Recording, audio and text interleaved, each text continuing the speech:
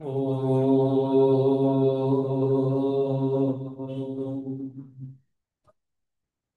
ओम।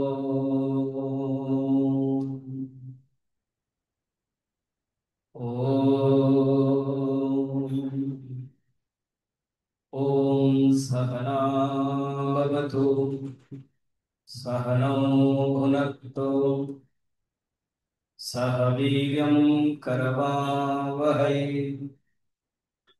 तेजस्विनावधीतमस्तु मा विद्विषावहै। ओम शांति शांति शांति। गुरुर्ब्रह्मा गुरुर्विष्णु गुरुर्देवो महेश्वरः गुरुरेव परं ब्रह्म तस्मै श्री गुरवे नमः।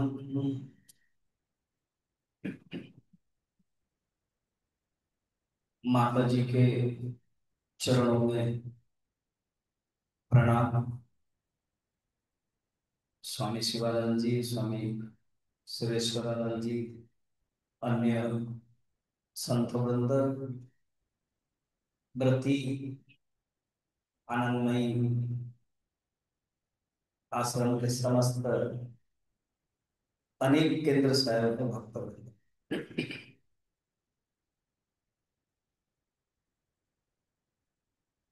संयम सप्ताह में माता जी ने ये कार्यक्रम बनाया कि 10 बजे उपनिषद की कक्षा होगी और शाम को कोई पुराण गीता के ऊपर। जैसे मैंने कल बताया था कि पिछले 4 साल पहले मैं कठोपनिषद इसी समय ले रहा था और शाम जगन्नाथ का था। तो ये हमने चयन किया कैवल्योपनिषद। 7 दिन मिल रहा है, 24 श्लोक है। और ये जो उपनिषद है ये अथर्ववेद का। अभी हम 10-15 मिनट वेद और उपनिषद के बारे में विचार करेंगे। उसके बाद इस कैवल्य उपनिषद के बारे में, फिर उसके बाद हम शांति मंत्र से लेकर के यहाँ के जो मंत्र है एक एक करके पढ़ेंगे। आपके लिए सुविधा दी गई है, स्वामी शिवानंद जी ने किया है। जब मैंने श्लोक भेजा उन्होंने बहुत सुंदर बना दिया है, किताब जैसी। उसमें लिखा हुआ है कैवल्य उपनिषद स्पिरिचुअल टॉक, मेरा नाम लिखा है। एंड उसमें टोटल श्लोक लिख गया है। एक पेज में ही सब श्लोक आ गया है। और जो शांति मंत्र है उसके इंग्लिश में है। फिर उसके बाद एक एक श्लोक का इंग्लिश की मीनिंग, तो ये आपको पढ़ने के लिए आसान रहेगा। हमारे भारतीय संस्कृति में सबसे बड़ा जो ग्रंथ है, पुरातन ग्रंथ है, वो वेद है। देखिए हम लोग माँ के शरणागत है, दीक्षित है। ऐसे भारतवर्ष में अनेक महापुरुष आए, सब अपने अपने ढंग से वेद उपनिषद गीता भागवत के सार तत्व प्रचार किया। तो जो शरणागत हो गए वो तो पार हो सकते हैं। और उसी शरणागत दीक्षित होने के कारण हमारे जो मूल ग्रंथ है, शास्त्र है, उसको परिचित मिल जाता है सबको। और निर्भर करता है अपने इंटरेस्ट, इनोवेशन, इनिशिएटिव के माध्यम से कौन कितना अध्ययन करता है, योग्यता, अधिकारी क्वालिफिकेशन, रुचि, ये सब माध्यम से कोई ज्यादा पढ़ता है, कोई कम पढ़ता है। किसी को ध्यान पसंद है, किसी को मौन पसंद है, किसी को जप में समय जाता है। मगर यह अधिकारी अनुसार अपने अपने साधना को ग्रहण साधक करता है। मेरा यह कहने का है कि मगर जो मूल ग्रंथ है उससे जुड़ा रहता है, सम्मान रहता है। क्योंकि माँ ने कहा, गुरु ने कहा, कि वेद में कहा गया। इवन गुरु नानक, जिसको आज सिख संप्रदाय कहते हैं, हम अलग हैं, उन्होंने भी सब वेद, वेद ने कहा है, वेद गवाया, वेद ने गाया, यही सब वर्णन। तो जो मूल वृक्ष है, मूल रूट है, उसके साथ जुड़ा रहना एक सबसे भाग्यवान माना जाता है। इसलिए ये संयम सप्ताह में एक उपनिषद कक्षा हो रही इतने साल से, बहुत ही अच्छी बात है। और हम चिन्मय मिशन से आने के कारण गुरुदेव स्वामी चिन्मयानंद जी ने एक ट्रेनिंग दिया है कि कोई भी ग्रंथ लेते हो, कोई भी प्रवचन भी लेते हो, एक दिन की तो बात अलग है, अगर 6-7 दिन मौका मिलता है तो कोई एक ग्रंथ लो। खुद ही वो करते थे अपने 60-70 ईयर्स में, उन्होंने यही किया है कि कोई एक ग्रंथ लेते थे। जैसे गीता लेते थे तो कोई एक चैप्टर लेते थे, कोई एक अध्याय, उसी अध्याय को ही प्रवचन दिया जाता था। फलतः क्या होगा, जो सुनते हैं उनके ऊपर संस्कार पड़ जाएगा कि हाँ 14 अध्याय या 15 अध्याय मैंने सुना। अभी मैं 14 अध्याय मीरठ में प्रवचन दिया था, अक्टूबर 4 से 10, यहाँ के मीरठ के कुछ आए थे, मैंने बता रहा था। तो ये एक सुविधा है कि कोई भी उपनिषद लिया जाए, और 7 दिन बहुत कम, आजकल के मॉडर्न साइंटिफिक मॉडर्न युग में समय नहीं मिलता है 4 दिन या 7 दिन प्रवचन सुनना। और यहाँ व्रति के हिसाब में यहाँ आए हो, तो 7 दिन में एक उपनिषद हम श्रवण कर पाएंगे।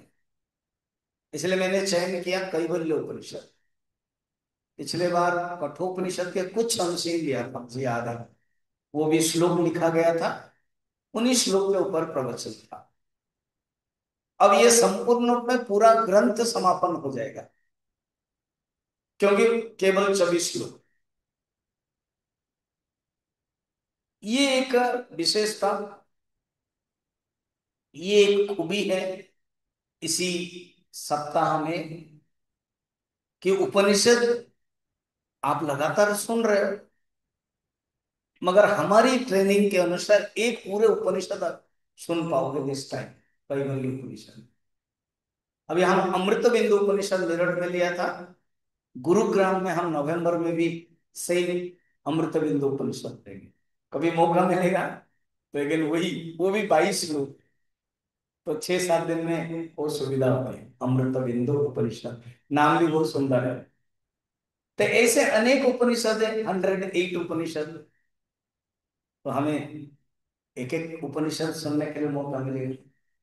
चलिए अब हम शुरुआत करते हैं। हमारे सनातन धर्म के सर्वश्रेष्ठ प्राचीन जो ग्रंथ है वो है वेद।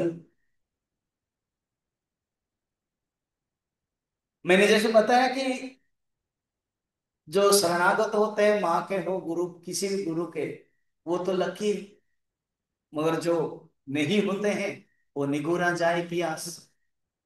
कबीरदास जी कहते हैं, आकाश मंडल में औधा कुआं, जहां अमृत का वास, सबूरा झरझर पिया, निगूरा जाए पियास। ये आकाश मंडल में औधा कुआं का अर्थ क्या है, ये हमारे ही जो षड़ चक्र, उसके बाद जो सहस्रार चक्र है, वो औधा कुआं जैसा है। कुआं मैंने कुआं, वेल, औधा मैंने उल्टा। और अमृत का वास है, अमृत वहां रहता है। सबूरा झरझर पिया, जिसने गुरु के शरण में गए, जीवन में गुरु प्राप्त कर लिया, गुरु मान लिया, और झरझर पिता ज्ञान प्राप्त करता। बिना गुरु होई न ज्ञान, ज्ञान बिनो न होई मुक्ति। तो गुरु के शरण में ही ये प्राप्त करता है ज्ञान। बिना गुरु से ज्ञान नहीं मिलता। इसलिए जीवन में हम लोगों के तो तारण हो गया है। हमारे लिए माँ गुरु है, हमारे लिए माँ भगवान है, हमारे लिए गुरु के जीवन में हमें मिला है। सोचो तो, जो ऐसे हैं जो कुछ जानते ही नहीं है जीवन में। आप अपने परिवार के लोग भी होंगे, आप अपने पड़ोस के लोग होंगे, आप अपने बंधु के लोग होंगे, जो धर्म के बारे में कुछ जानते ही नहीं है, सनातन के बारे में जानते ही नहीं है, अध्यात्म के बारे में जानते ही नहीं है, संयम सप्ताह के बारे में तो और दूर की बात है। व्रत, चार स्तंभ जो बताई गई थी, खान पान, मांस मछली, आमिष भोजन, सब कुछ करते रहते हैं, नास्तिक भी रहते हैं, भगवान को विश्वास भी नहीं करते हैं। उनकी जीवन कितने दुखदायक होता है। हम लोगों का जीवन धन्य है कि हमें एक मार्ग मिला, हमें एक प्रकाश मिला। ऐसे भी लोग हैं वेद को स्वीकार नहीं करते। वेद है क्या, कोई ग्रंथ है क्या, जानते नहीं। इसीलिए हमारा जीवन धन्य है कि हम जानते हैं। और आगे जितने भी उम्र होता है, सब लोग एक दो छोड़ करके, हमारे कन्याएं छोड़ करके सब 60 से ज्यादा हो रहे। तो अब धीरे धीरे उम्र हो रहा, हमें साधना में चलना चाहिए, हम अध्ययन में चलना चाहिए, हम शास्त्र अध्ययन करना चाहिए, हमें सीरियस और लेना चाहिए। मैं, देखिए, हम तो सन्यासी बने, साधक बने और चिन्मय मिशन में हैं। जब भी बात आई, स्वामी जी बात किए, तो हमारे मन में आया कि चलो हरिद्वार में रहने के लिए मौका मिल रहा, जहां गंगा बह रही है। तो हम लोग ऐसे सोचना चाहिए कि साल में एक बार संयम सप्ताह में आ रहे हैं, हरिद्वार में माँ के शरण में, माँ के आश्रम में रहने के लिए, साधना करने के लिए मिल रहा है। एक छोटी सी कथा मुझे बहुत पसंद है, तो उसको कह के मैं शुरू करता हूँ। एक गांव में एक ग्वाल वाला था, उसके पास बहुत गाय थी।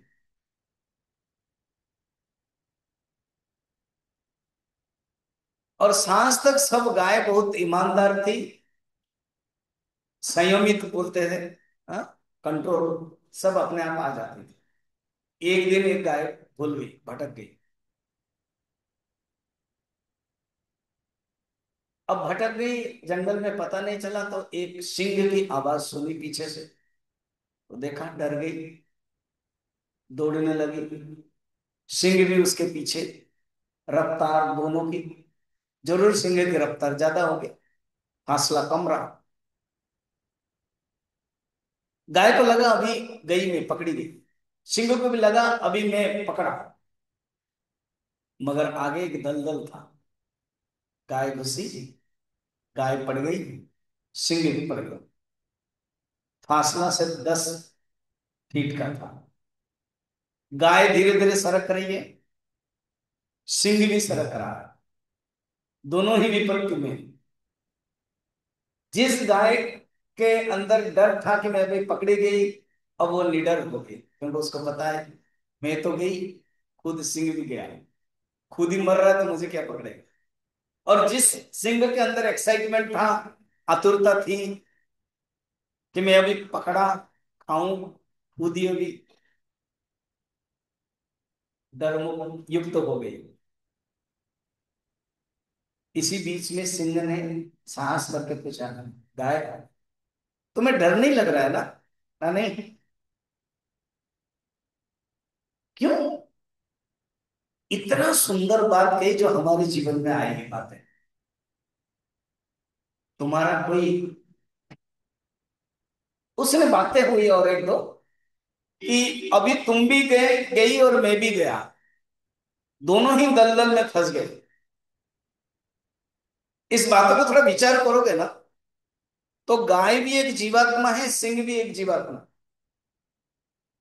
गाय जो एक निर्बल जीवात्मा है, जिसके पास पैसा भी ना हो, गरीब भी हो, असहाय हो। और सिंह एक सबल जीवात्मा है, जिसके पास सब कुछ है, धन है, पावर है, पोस्ट है, सब कुछ है। मगर एक के अंदर डर है, एक के अंदर निडर है। गाय डर नहीं रही है।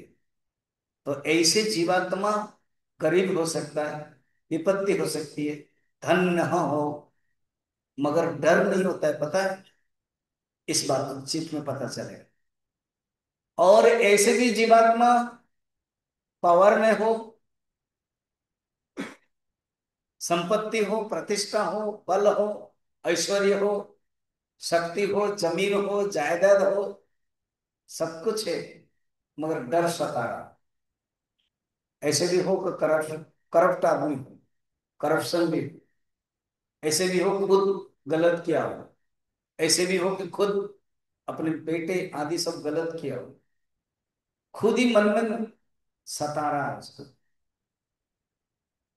क्योंकि उसने एक आश्रय नहीं लिया है। इन दोनों के बातचीत सुनो, बड़ा इंटरेस्ट है। तुम्हें डर क्या नहीं लग रहा है? सिंह पूछ रहा है गाय से। गाय थोड़ी सी हंसने लगी, ताकि मैं अभी प्रश्न पूछूं, तुम उत्तर दोगे ना क्या? क्या तेरे जीवन में कोई मालिक है? क्या तेरे जीवन में कोई गुरु है? हंसने लगा सिंह सुनकर के। क्या बेतु की बात कर रहे हो गाय? तुमको पता नहीं मैं जंगल का राजा हूं? राजा का कोई मालिक नहीं होता है, राजा का कोई गुरु नहीं होता है, राजा का कोई राजा नहीं होता है, हम ही सब कुछ है। धन गाय महावाक्य का, बस यही समस्या है। ऐसे संसार में कोई नहीं है जिसका कोई मालिक ना हो। ऐसे संसार में कोई नहीं है जिसका कोई गुरु ना हो। अगर तुम्हारा नहीं है गुरु या मालिक, तो दलदल में तो फंसोगे ही तुम। और मेरी बात देख लो, मैं भी दलदल में हूं, मगर मेरे एक मालिक है, मेरे एक ग्वाल वाला है। मैं अगर हम्बा करके पुकारूं, तो वो आ जाएगा और मुझे पार करके ले जाएगा। बस इतनी बात करते ही उसने हम्बा किया। गाय ढूंढी तो रहा था ग्वाल वाला, कहाँ गई है मेरी गाय? तो हम्बा के आवाज से पता चल गया, आ गया। अचंबा, एक सिंह भी पड़ा हुआ है, वो भी दलदल में घुस रहा है, और मेरी जो गाय है वो भी जा रहा है। तो उसने रस्सी फेंका, किसके ऊपर? जरूर अपनी गाय के ऊपर। तो गाय को रस्सी फेंका, गाय निकल गई। कहानी खत्म। अब सिंह की क्या हालत हुई होगी, अभी बताता हूँ। कभी भी ग्वाल वाला उसको नहीं मारेगा, क्योंकि बाद में सिंह ही खा लेगा। कथा तो समापन हो गई। जीवन में हम गाय है क्या हम सिंह हैं? कहानी के एग्जाम्पल से मत समझना गाय है जो निर्बल है और सिंह है जो सबल है।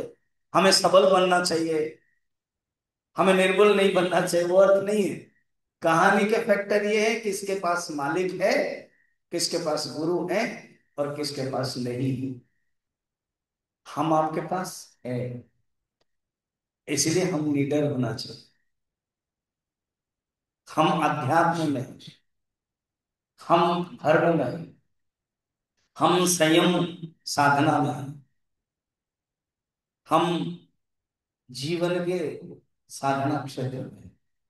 तो जिसके जीवन में गुरु है, भगवान है, साधना क्षेत्र में है, उसका जीवन धन्य हो जाए। वो ही जानता है कि साधना क्या है, वो ही जानता है उपनिषद क्या है, वो ही जानता है वेद क्या है, कभी ना कभी तो मिलेगा। नहीं से रचना, आप कभी सोचा है इस उपनिषद को पढ़ने के लिए हिमालय जाना पड़ता? इसी हरिद्वार से और दूर, ऋषिकेश से लेकर के गंगोत्र, गोमुख, बद्रीनाथ में ही ये सब उपनिषद हुए। हम तो नहीं जा रहे, मगर माँ के शरण में आने के कारण, माँ के ये जो सिस्टम बना दिया है, कहीं ना कहीं गुरु को भेजते हैं। हर साल आप देख रहे हो संयम सप्ताह में उपनिषद के लिए, और हरिद्वार में तो अनेक, जैसे साधना सदन है, कैलाश आश्रम है, अनेक संत आते हैं। चिन्मय मिशन से भी हम और एक स्वामी जी भी आए थे, हम लोग आ चुके हैं। माँ के प्रेरणा, क्योंकि वो जो बरकरार रख रहे हैं ना आप लोग, इसी से ही इस सप्ताह के जो बरकरार 76 है ये, सोचो तो 75 ईयर्स हुआ ये कंटिन्यू चल रहा है। इससे क्या होता है, यहीं पर बैठे बैठे माँ के कृपा से हमें उपनिषद क्या है, वेद क्या है, सुनने के लिए मिल जाता है। तो मैं बता रहा था, हमारे हिंदू धर्म के, सनातन धर्म के जो पुरातन ग्रंथ है वो वेद है। वेद 4 प्रकार है, ऋग्वेद, यजुर्वेद, सामवेद, अथर्ववेद।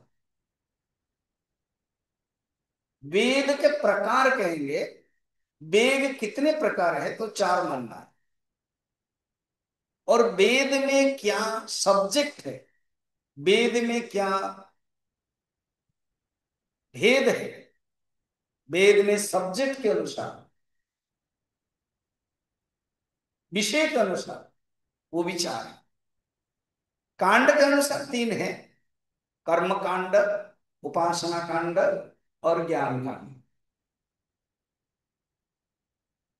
इसी को ही बाद में योग हुआ, कल जैसे मैं बता रहा था, कर्म योग, भक्ति योग, ज्ञान योग।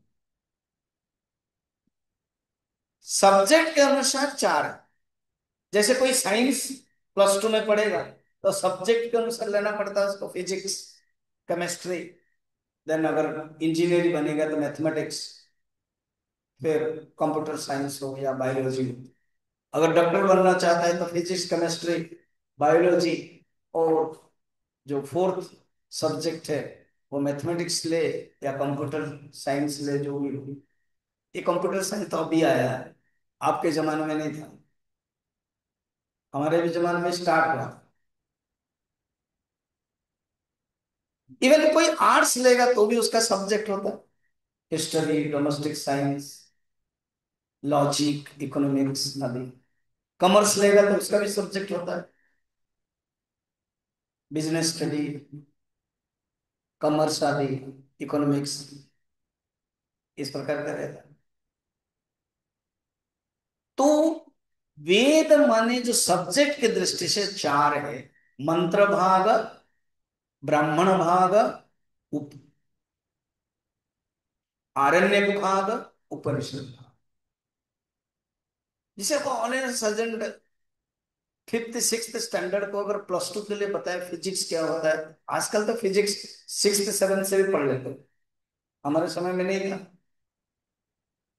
तो उनको धीरे धीरे समझाना पड़ेगा, तभी वो समझेंगे। Physics is the study of matter, chemistry study of organs, इस प्रकार के पढ़ना पड़ेगा। तो मंत्र भाग है 16, माने मंत्र भाग और ब्राह्मण भाग मिलाने से 80 बनते। पहले मंत्र भाग क्या है, मंत्र भाग है जो हिम्स है, HYMNS, हिम्स, इनवोकेशंस। वो जो कल कन्या पढ़ रहे थे ना, मंत्र पढ़ रहे थे प्रवचन के इनागुरेशन से पहले, समना संकल्पमस्तु, शिव संकल्पमस्तु आदि, ये सब मंत्र भाग में आता है। इंद्र स्तुति, वरुण स्तुति, देवता स्तुति, ब्रह्मा स्तुति, पुरुष सूक्तम जब हम लोग पढ़ते हैं, ओम सहस्र शीर्ष पुरुष सहस्राक्ष सहस्रपाद स भूमि विश्वतो भृत्वा। ये सब मंत्र भाग। ब्राह्मण भाग उसके जो प्रैक्टिकल पोर्शन। अब हमारे ही आश्रम में कुंड है, शतरुद्रीय कुंड। किसी साल में वो हुआ था, बहुत बड़ा यज्ञ। तो जो यज्ञ पोर्शन है वो मंत्र भाग का प्रैक्टिकल पोर्शन है। उसको ब्राह्मण के, ब्राह्मण का अर्थ जाति की दृष्टि से नहीं है, ब्राह्मण क्षत्रिय वैश्य शूद्र नहीं है। शब्दाह अनेक अर्थ, शब्द के अनेक अर्थ। तो मंत्र और ब्राह्मण, जो हिम्स प्रार्थना और उसके जो प्रैक्टिकल पोर्शन, इन दोनों को मिलाने से कर्म कांड कहते हैं, जो 80,000 मंत्र है। तीसरा है आरण्यक। शब्द ही बड़ा सुंदर है। आरण्यक माने अरण्य में रहते हुए जो किया जाता है। क्या किया जाता है? कंटेम्पलेशन।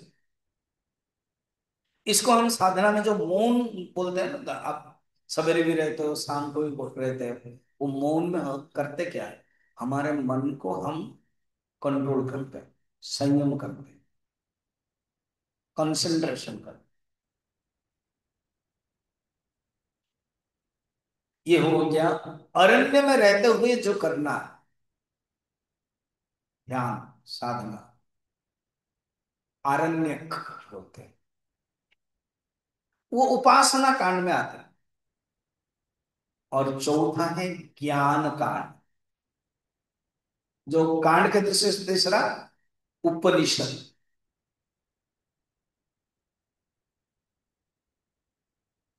अर्थात वेद में ही ये चार सब्जेक्ट है। मंत्र भाग, ब्राह्मण भाग, आरण्यक भाग और उपनिषद भाग। जो उपासना है आरण्य को 16,000 मंत्र है। 80,000, 16,000, 96 हो गया।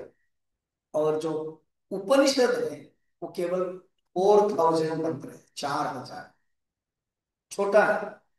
पेन ड्राइव में अगर देखा जाएगा पूरा टोटल वेद को, उपनिषद ओनली 4%। वो तो 80% हो गया मंत्र भाग, ब्राह्मण भाग। इसलिए वेद में मंत्र भाग ही ज्यादा है। और उपासना जो है वो 16,000। और जो ज्ञान कांड उपनिषद है वो 4% है। सिर्फ 4,000 मंत्र है। और इन 4,000 मंत्र में से 108 उपनिषद कहा गया है। सबसे बड़ी छोटी उपनिषद है मांडुक्य उपनिषद, 12 श्लोक। एक उपनिषद है 108 में, मुक्ति को उपनिषद। उसमें खुद हनुमान जी भगवान राम पूछते हैं कि आपके स्वरूप तत्व को जानने के लिए क्या करना चाहिए, कैसे जानना चाहिए, आपका स्वरूप क्या है? तो जो प्रवचन देते वो मुक्ति को उपनिषद, खुद भगवान राम कहते हैं अगर कोई मुक्ति को उपनिषद पढ़ नहीं पाएगा तो छोटी सी उपनिषद है मांडुक्य उपनिषद पढ़ना चाहिए करके बताता। क्योंकि सबसे कम श्लोक है, 12 श्लोक, 12। उसके ऊपर शंकराचार्य के दादा गुरु, शंकराचार्य के गुरु का नाम गोविंद पादाचार्य, गोविंद पादाचार्य के गुरु का नाम गौड़ पादाचार्य। गौड़ पादाचार्य लगभग 216 श्लोक में मांडुक्य कारिका लिखा है। ऐसे फिर कहते हैं अगर ये मांडुक्य कोई नहीं पढ़ेगा तो और भी उपनिषद के बारे में, उसमें 108 उपनिषद के बारे में बताया। ये विशेषता है। अब ये जो उपनिषद है कैवल्य उपनिषद, ये अथर्ववेद का, जैसे हर वेद मैंने बताया ऋग्वेद, यजुर्वेद, सामवेद, अथर्ववेद, हर वेद में चार सब्जेक्ट होता है। माने ऋग्वेद में भी चार रहेगा, यजुर्वेद में भी चार रहेगा, सामवेद में भी चार रहेगा, अथर्ववेद में भी चार रहेगा। तो अथर्ववेद के जो उपनिषद भाग है उसमें से ये कैवल्य उपनिषद, हर कोई उपनिषद है। अच्छा, अब है उपनिषद का अर्थ क्या। देन हम जाएंगे आज मंगलाचरण। उपनिषद, उपनिषद जैसे वेद, वेद का अर्थ क्या है, विद, विद धातु, टू नो, जानना। जैसे संयम, हम लोग संयम सप्ताह में आ रहे हैं। यम, यम माने टू कंट्रोल, संयम माने कंट्रोल करना, जिसके द्वारा हमारा मन संयम होता है। इस टेक्निकल वर्ड को योग दर्शन पतंजलि ने भी कहा। धारणा, ध्यान, समाधि, इन तीनों को त्रय संयम, इन तीनों को जो करता है उसका नाम उन्होंने दिया है संयम। देखिए शब्द,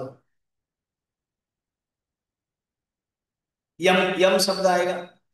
यम पांच प्रकार है, सत्य, अहिंसा, ब्रह्मचर्य, अस्तेय, अपरिग्रह, यमा, फिर नियम आदि। तो एक हर एक शब्द के मीनिंग, एक व्युत्पत्ति होती है, उसका नाम व्याकरण है, और जो मीनिंग देता है उसका नाम है निरुक्ति। उपनिषद, क्योंकि आप हर साल सुन रहे हो, और भी सुनोगे, और भी जानोगे। कुछ साधक तो खुद खुद अध्ययन करते हैं, पढ़ते हैं। तो उपनिषद, उप का अर्थ है सामीप्य, निकट। नी का अर्थ है निश्चय। सद का सिंपल अर्थ है बैठना, सद का अर्थ है बैठना। वाच्यार्थ की दृष्टि से अर्थ हुआ गुरु के निकट बैठ करके जो ज्ञान प्राप्त किया जाता है वो उससे उपनिषद। उपनिषद, उप माने निकट, गुरु के निकट बैठ करके ज्ञान प्राप्त करना। सद का तीन अर्थ है, शंकराचार्य भाष्य में कहते, सदल, विसरण, शिथिली, गत्यर्थ, तीन अर्थ। अब ये क्या अर्थ होता है। विसरण का अर्थ है नष्ट होना, तो नष्ट होना का अर्थ है अज्ञान नष्ट होता है, क्योंकि उपनिषद का अर्थ ही है ब्रह्म विद्या। गौण वृत्तियां तो ग्रंथ इति उच्यते। अब जैसे उपनिषद के ग्रंथ है, जैसे स्वामी जी ने बनाया, तो श्लोक के दृष्टि से ग्रंथ बन गया। इवन मैं भी चिन्मय मिशन के प्रकाशन से ग्रंथ लाया हूं उपनिषद के, इसको चाहिए तो ले सकते हो। तो ग्रंथ कहते उपनिषद ये सेकेंडरी मीनिंग है। उपनिषद के लक्ष्यार्थ, उपनिषद के रियल मीनिंग है ब्रह्म विद्या। ब्रह्म विद्या ही उपनिषद है। और ये ब्रह्म विद्या होने पर होता क्या है ना, तीन रिजल्ट कराता। एक है शिथिलीकरण, अर्थात अज्ञान शिथिल, अहंकार शिथिल हो जाता है। और एक है नष्ट, विसरण, अज्ञान नष्ट होता है। एक को शिथिल कहा, एक नष्ट कहा, ऐसे क्यों। क्योंकि अज्ञान तो नष्ट हो जाएगा, मगर जो अहंकार रहेगा व्यवहार करने के लिए, इंग्लिश में उसको समझते हैं technical ego and problematic ego. ब्रह्म विद्या नष्ट होने पर प्रॉब्लमेटिक ईगो नष्ट हो जाता है, मगर टेक्निकल ईगो रहता है व्यवहार के लिए। जैसे कल मैं बता रहा था, हम साधक है, हम भक्त है, ये रोल रखना है। और व्यवहार करते समय तो बोलना पड़ेगा मैं पिता हूं, मैं माता हूं, मैं बच्चा हूं। वो हो गया टेक्निकल ईगो। तो टेक्निकल ईगो के साथ जब तक ये संसार है में हमें व्यवहार करना है, इसलिए शिथिलीकरण है। तो ब्रह्म विद्या से अहंकार शिथिल होता है, ब्रह्म विद्या से अज्ञान नष्ट हो जाता है, और ब्रह्म विद्या से गति माने जीव ब्रह्म की तरफ चलता है। कल जो इनॉग्रेशन सेशन में लगभग तीनों ही स्वामी जी एक ही पॉइंट पर बताया, साधक, साधना, साध्य का निर्णय क्या है। अर्थात साधक उपनिषद के माध्यम से साध्य तक पहुंच जाता है। ये है उपनिषद। उपनिषद का ही लक्ष्य। इसको बोलते हैं प्रयोजन। विषय क्या है? ब्रह्म। प्रयोजन क्या है? ब्रह्म विद्या, मोक्ष। संबंध क्या है? बोध्य बोधक संबंध। अधिकारी और उपनिषद के संबंध क्या है? अधिकारी, लक्ष्य में संबंध क्या है? और कौन अधिकारी है? न चतुसंपन्न अधिकारी, विवेक, वैराग्य, समाधि, सरक संपत्ति, मुमुक्षुत्व, वो अधिकारी। हर कोई उपनिषद में शांति पाठ। अभी प्रवचन से पहले माता जी पढ़ रहे थे ना ईशावास्य उपनिषद के, वो स्टार्टिंग में ये पूर्णमदः पूर्णमिदम्। कहीं कहीं परंपरा में ये जो पूर्णमदः श्लोक लास्ट में किया जाता है। बहुत परंपरा, बहुत संस्था है, क्योंकि पूर्ण करते लास्ट। भोजन के लिए हो गया ना, हाँ पूर्णमदः। बहुत परंपरा में सहना भगवत तो स्टार्ट किया जाता है। जैसे हमारे चिन्मय मिशन में है, हमने भी किया अभी। सहना भगवत माने गुरु और शिष्य दोनों पढ़ते हैं। ओम सहना भवतु, अर्थात सहनौ भवतु। गुरु और शिष्य दोनों कहते हैं कि प्रभु हमें रक्षा करें। पर अभी तो ये हॉल है, सुविधा है, प्रवचन है। पुराने जमाने में तो जंगल में हो रहा था। ऋषि गुफा में बैठते थे, कोई शिष्य आते थे। कभी भी कुछ भी हो सकता है, इसलिए प्रार्थना करते थे ओम सहना भवतु सहनौ भुनक्तु। वो प्रभु आप ही हमें भोजन दीजिए। इसलिए संघ में आरएसएस जो होता है, तो आरएसएस के जितने संस्था कनेक्टेड है, सब में ये मंत्र भोजन मंत्र के रूप में माना गया। आरएसएस के जो सेकंड संघ चालक माधव चंद्र गोललकर, पहले वाले केशव चंद्र, तो माधव चंद्र ने इसी श्लोक को भोजन मंत्र के रूप में प्रसिद्ध करवाया। और ओरिजिनली ये प्रार्थना मंत्र है। ओरिजिनल ये वेद का मंत्र है, शुक्ल यजुर्वेद आदि में। हम जो अभी अथर्ववेद के देखेंगे, अभी आएगा शांति पाठ। तो इसके मैं कंप्लीट कर देता हूँ। ये बड़ा प्रसिद्ध मंत्र भी है, आपको पता भी है। ओम सहना भवतु, सहना भवतु संधि विच्छेद करके सह नौ अवतु। नौ का अर्थ है एक गुरु एक शिष्य दोनों। वो प्रभु हमें आप रक्षा कीजिए, अर्थात बाहर के जो इकोलॉजिकल सिस्टम है, बाहर का जो पेरिफेरल सिस्टम है, उसको शांति बनाए रखें। बाहर के जो मैनेजमेंट है, उसको शांति बनाए रखें। सेकंड है भुनक्तु। भुनक्तु का अर्थ है भोजन। भोजन शरीर के लिए, फिजिकल बॉडी मैनेजमेंट।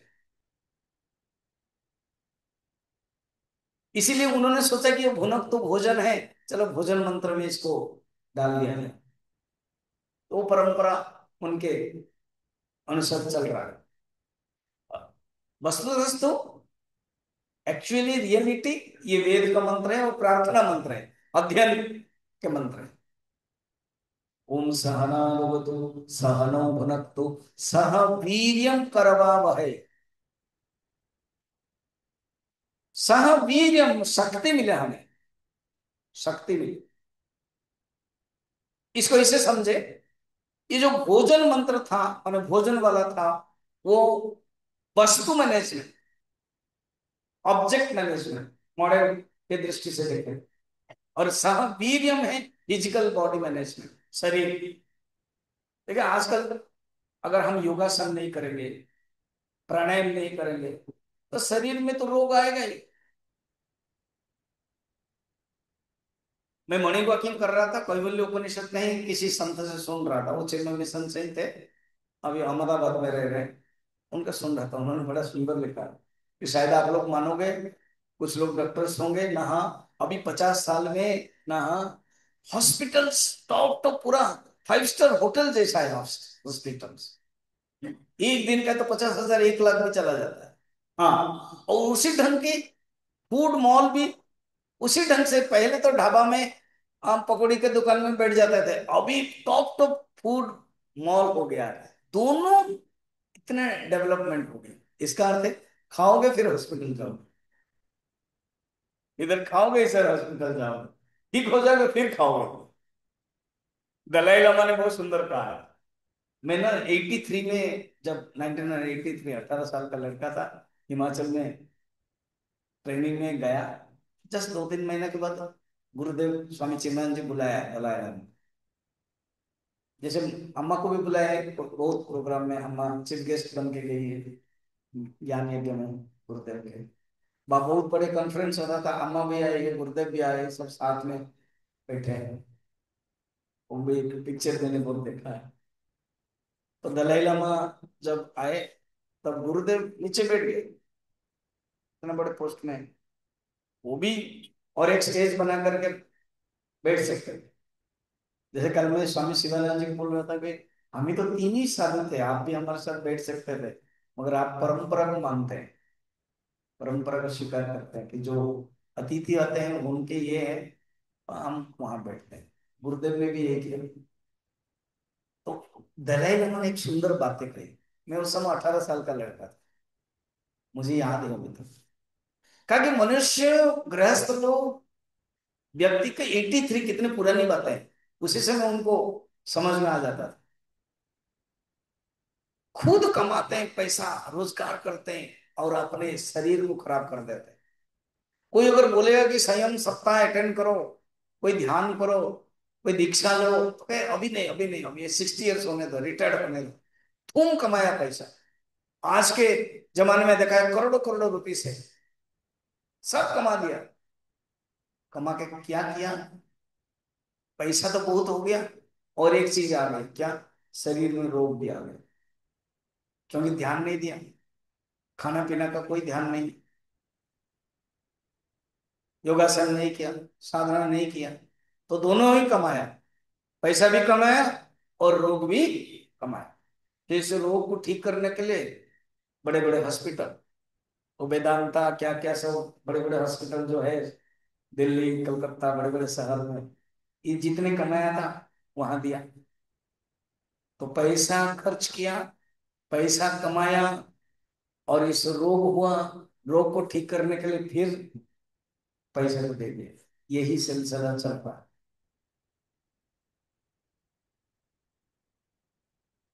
उपनिषद के ऋषि कहते हैं वस्तु का उपयोग करो, उपभोग मत करो। इसलिए वो सहनो भुनक्त का अर्थ यही। देखो एक हिंदी माने संस्कृत का शब्द बहुत सुंदर है, उपभोग, उपयोग।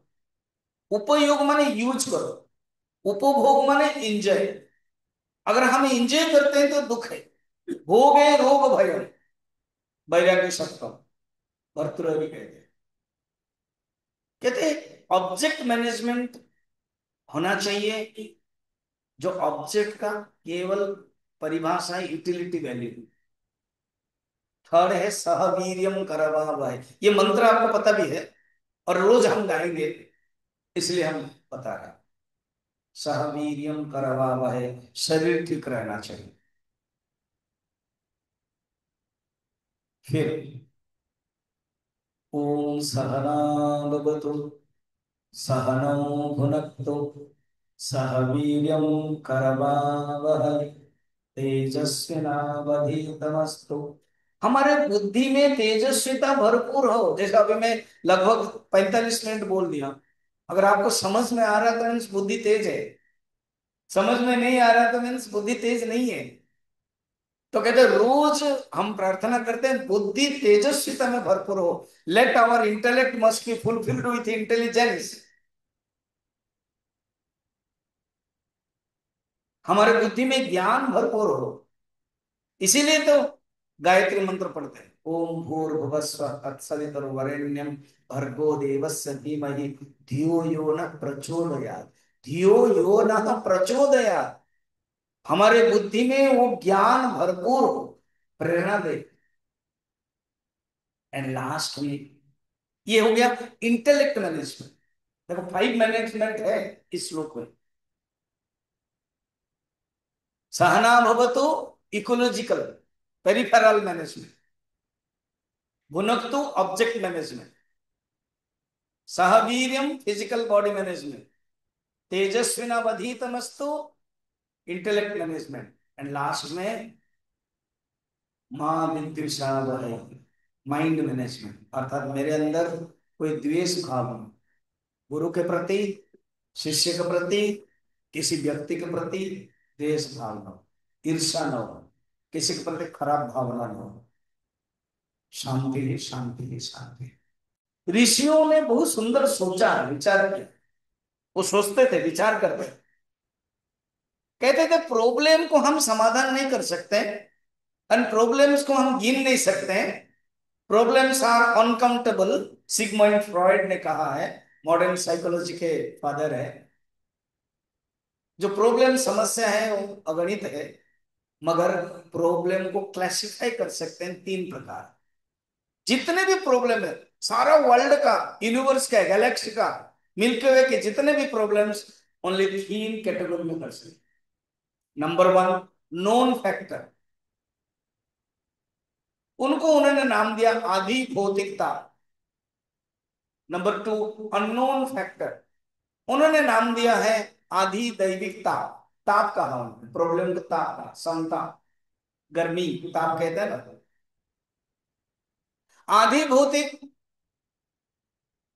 अब जैसे ज्यादा गर्मी होना, ज्यादा ठंड होना, शरीर में कुछ हो जाना। आधि दैविक, सड़क हो जाना, साइक्लोन हो जाना, फ्लड हो जाना। अभी जो कोविड-19 हुआ था, कोई कारण नहीं है, अननोन फैक्टर। और एक मानसिक प्रॉब्लम, आध्यात्मिक, आध्यात्मिक माने वहां स्पिरिचुअल नहीं है, आध्यात्मिकता, मानसिक मन। क्यों नहीं क्लास आ रहे, पता नहीं, मेरा मन में बहुत लोग ऐसे होता है। मैं पटियाला में एक डिवोटी के घर गया, जो रांची के एक स्कूल जहाँ प्रवचन देते थे, ये स्वाति हम सोमा मुझे समझेगी। तो वहां के वाइस प्रिंसिपल थी, वो आई है, मैं मिलने के लिए गया था। उनके मिस्टर बैंक में मैनेजर थे। पहले भी मैं 1 साल पहले मिले थे, बड़े अच्छे थे, नॉर्मल। और अभी देखो, एबनॉर्मल जैसा बातें कर रहे हैं, स्नान नहीं किया था, कुछ कुछ ऐसे, कुछ नहीं। डॉक्टर ने सब कुछ देख लिया, अगर ठीक है, एबनॉर्मल, माइंड गड़बड़ हो क्या। एक बार कहीं जंक लग जाता है ना, ब्लॉक हो जाता है, मैं ठीक नहीं हूं, बस ठीक नहीं। ये क्या है, अध्यात्म। इसके लिए ऋषियों ने बांटा, तीन प्रकार है, सात्विक, राजसिक, तामसिक। आधिभौतिक, आधिदैविक, आध्यात्मिक। उसके लिए उन्होंने क्या किया, तीन प्रकार के शांति का। ओम शांति ही शांति ही शांति। इसलिए हर शांति पाठ में लास्ट में होगा शांति पाठ। ये हो गया कॉमन। आज को जो हम देखेंगे, कैवल्य उपनिषद में जो शांति पाठ है, वो थोड़ा टेक्निकल भी है और थोड़ा विशेष है। आज समापन नहीं होगा, समय कम है, पढ़ेंगे, मैं समझाऊंगा, ठीक है। आप मेरे बाद पढ़ेंगे, सबके पास किताब है, थोड़ा सा पहले ही में है, तो इसमें देख लीजिएगा। मैं थोड़ा थोड़ा पढ़ूंगा, आप पढ़ो, जोर से पढ़ना। ओम भद्रं कर्णे शृणुयाम देवाः,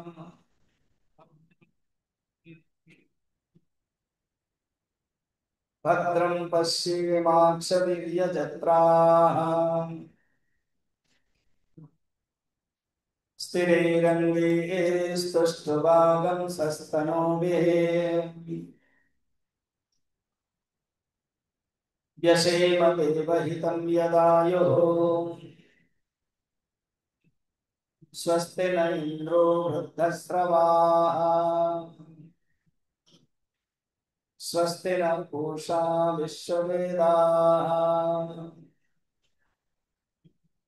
स्वस्ति नस्तार्क्ष्यो अरिष्टनेमिः, स्वस्ति नो बृहस्पतिर्दधातु। ओम शांति शांति शांति।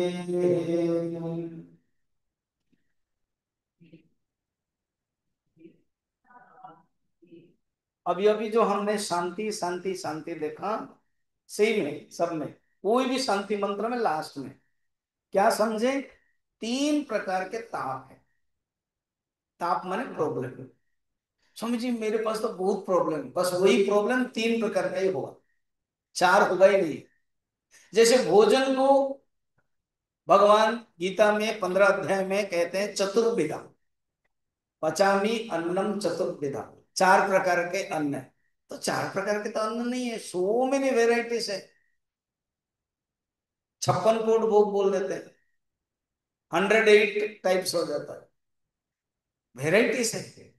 कहते उस दृष्टि से नहीं है ना, हमारे इंडिया में ही साउथ इंडियन से लेकर के क्या क्या इंडियन, बिहारी का खाना, उड़िया का खाना, बंगाल का खाना, तो वो दृष्टि से नहीं है।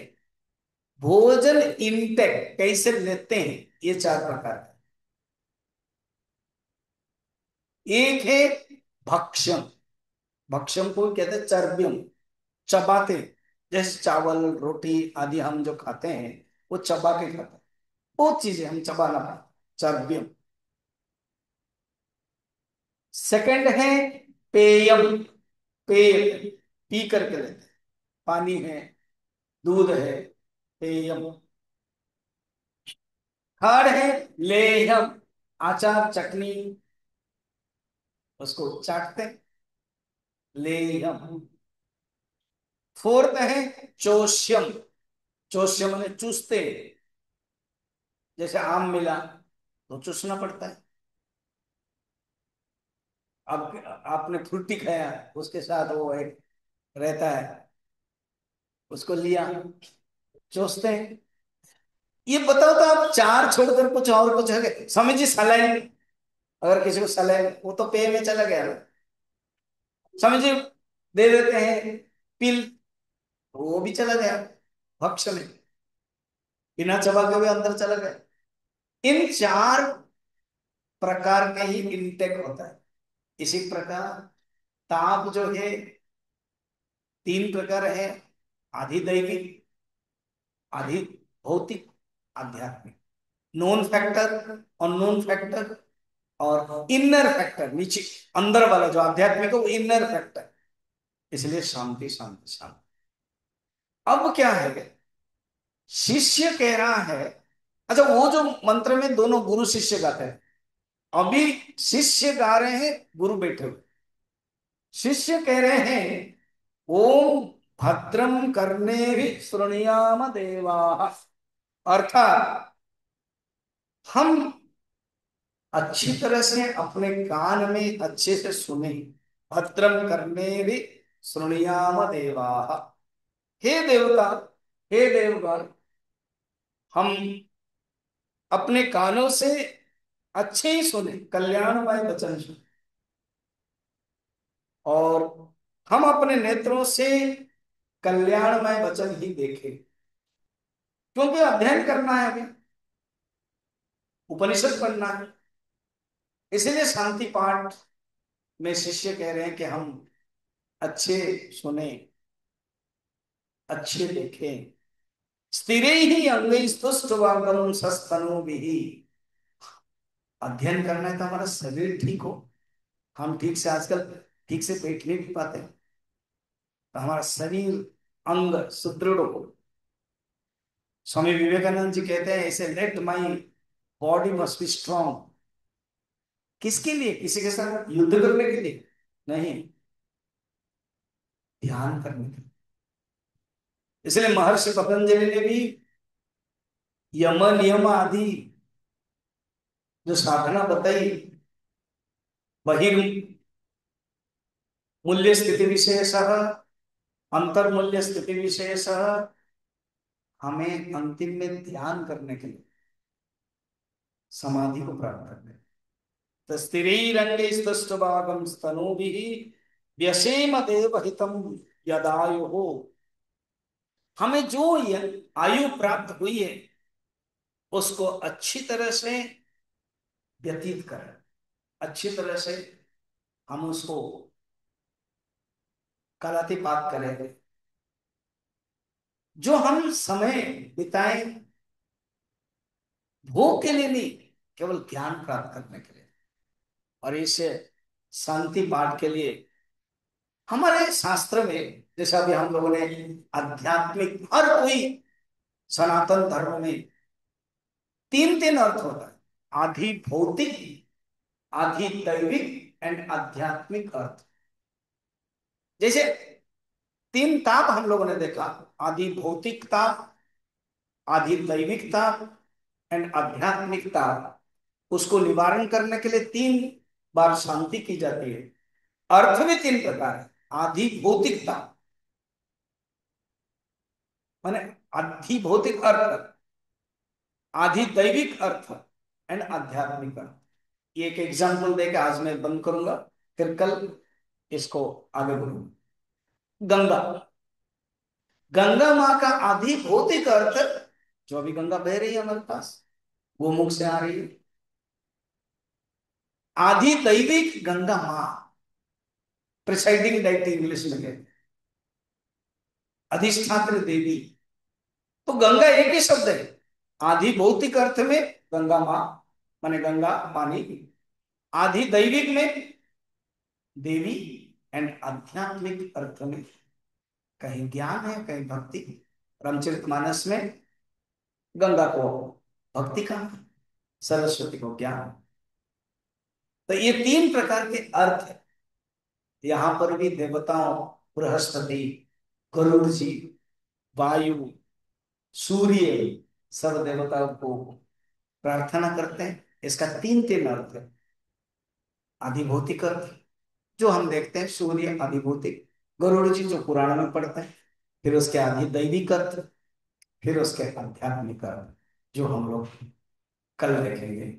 इसका अर्थ क्या है, और इस शांति पाठ को समापन करके फिर कैवल्य उपनिषद के कौन वक्ता है, कौन शिष्य है, क्या संवाद है, वो हम कल चर्चा करेंगे। ठीक 10 बजे। हरिओम।